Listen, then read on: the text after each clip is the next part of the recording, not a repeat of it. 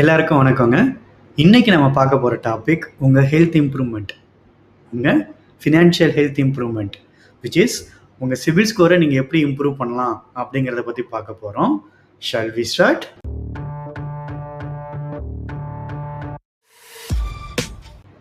இந்த CIBIL score maintain பண்ணால் தான் நீங்கள் ஒரு ஹவுசிங் லோன் போகிறீங்க, ஒரு வெஹிக்கிள் லோன் போகிறீங்கன்னா உங்களுக்கு இல்லை ஒரு புது கிரெடிட் கார்டு வச்சு நல்ல ஆஃபர்ஸோட போகிறீங்க அப்படின்னா அது சேங்ஷன் ஆகிறதுக்கு நிறைய பாசிபிலிட்டிஸ் இருக்குது.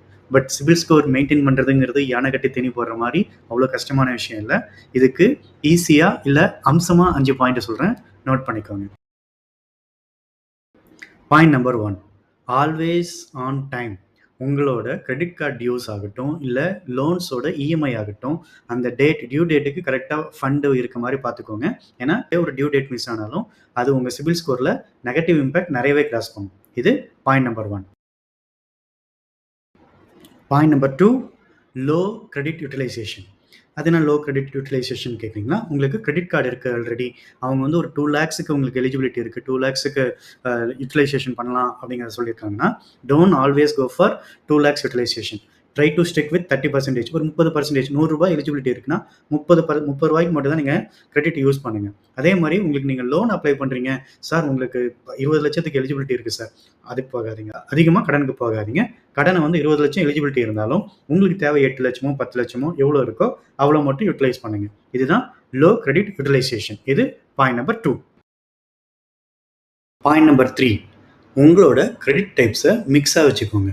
ஒரு செக்யூர்ட் லோன்னா ஒரு வெஹிக்கிள் லோனோ, ஒரு ஹவுசிங் லோனோ, அதே மாதிரி ஒரு அன்செக்யூர்ட் லோன், ஒரு கிரெடிட் கார்டு டியூவோ இல்லைனா நம்மளோட ஒரு பர்சனல் லோனோ, அது மாதிரி வச்சுக்கிட்டிங்கன்னா உங்களுக்கு சிபில் ஸ்கோர் பேலன்ஸ்டாகவும் இருக்கும்.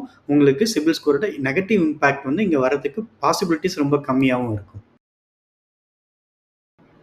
பாயிண்ட் நம்பர் 4, இது ரொம்ப க்ரூஷியலான பாயிண்ட்டு. ஏன்னா மோஸ்ட் ஆஃப் அஸ் இதுதான் நம்ம தப்பு பண்ணுறோம். எப்படின்னா, உங்களுக்கு ஃப்ரீயாக கிடைக்குது அப்படிங்கிறதுனால பேங்க் ஏபிசியில் ஒரு கிரெடிட் கார்டு, பேங்க் இஎஃப்ஜியில் ஒரு கிரெடிட் கார்டு, பேங்க் எக்ஸ்ஒய்ஸையில் ஒரு கிரெடிட் கார்டு, அது மாதிரி அப்ளை பண்ணாதீங்க. ஏன்னா நீங்கள் எவ்வளோ அப்ளை பண்ணுறீங்களோ அத்தனை வாட்டி சிபில்கிட்ட அவங்க என்கொயரி போவாங்க. அந்த என்கொயரி போகும்போது உங்களோட சிபில் ஸ்கோர் வந்து நெகட்டிவ் இம்பேக்ட் ஆகிறதுக்கு பாசிபிலிட்டிஸ் ரொம்பவே ஜாஸ்தியாக இருக்குது. So don't apply for more credit related items at a time. Point number 5, உங்கள்கிட்ட ஒரு 4 years old 10 years old credit card இருந்ததுன்னா அந்த கிரெடிட் கார்டை க்ளோஸ் பண்ணாதீங்க. ஏன்னா அதுதான் உங்களோட கிரெடிட் ரிலையபிலிட்டியோட லாஞ்சிவிட்டியை காமிக்கும் சிபில் இன்ஸ்டியூட்டுக்கு. ஸோ உங்களுக்கு பாசிட்டிவ் இம்பேக்ட் நிறையவே கிரியேட் பண்ணும். நீங்கள் கிரெடிட் கார்ட்ஸை நிறைய வச்சுருக்கீங்க, அதை க்ளோஸ் பண்ணணும்னு பார்த்தீங்கன்னா உங்களோட லேட்டஸ்ட் கிரெடிட் கார்ட்ஸை க்ளோஸ் பண்ண பாருங்கள். ஓல்டஸ்ட் கிரெடிட் கார்ட்ஸில் சார்ஜஸ் எதுவும் இருந்ததுன்னா அந்த பேங்க் கிட்ட பேசி நெகோஷியேட் பண்ணி சார்ஜஸ் கட் பண்ணிக்க பாருங்கள். உங்களோட லாங் டென்யூர் கிரெடிட் கார்ட்ஸை க்ளோஸ் பண்ணாதீங்க. இதுதான் பாயிண்ட் நம்பர் 5. இப்போ நம்ம டிஸ்கஸ் பண்ண 5 பாயிண்ட்டும் உங்களுக்கு யூஸ்ஃபுல்லாக இருக்கும்னு நினைக்கிறேன். இந்த பாயிண்ட்ஸை நீங்கள் இம்ப்ளிமெண்ட் பண்ணிங்கன்னா உங்களோட சிபில் ஸ்கோரு எந்த இடத்துலையும் இம்பேக்ட் ஆகாது நெகட்டிவாக. அப்படிங்கிற பாயிண்ட்டோட இந்த வீடியோவை இங்கே முடிச்சுக்கலாம். இந்த வீடியோ பிடிச்சிருந்தா எப்பவும் கேட்குற மாதிரி தான், வீடியோவை லைக் பண்ணுங்கள். வீடியோ பற்றின உங்கள் கமெண்ட்ஸை ப்ளீஸ் ஆட் பண்ணுங்கள்.